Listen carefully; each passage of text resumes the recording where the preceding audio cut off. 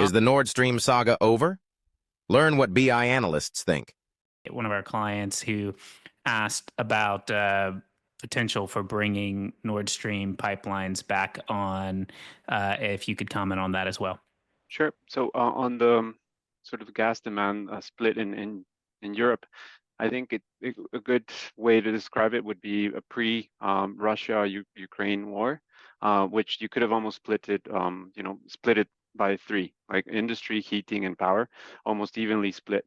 After the war started, obviously we've seen gas demand, especially in industry and heavy industry in Germany, decline by 20% plus.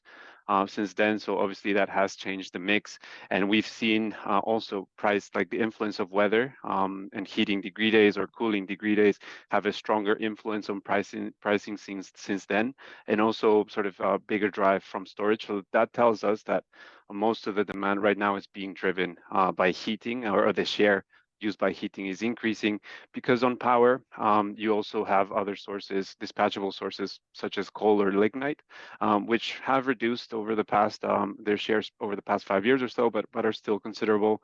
And also you have a growing share of renewables.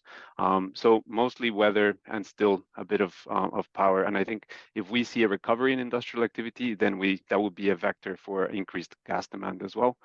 In terms of the Nord Stream pipelines, yeah, I think that was something that was just reported with unidentified sources a couple of weeks ago.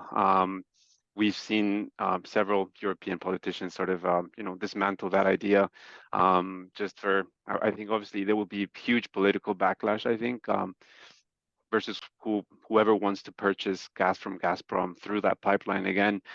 There's also a lot of legal issues, I think, with that pipeline. Sort of the damages of it haven't been, like, there's no party responsible for the sabotage yet.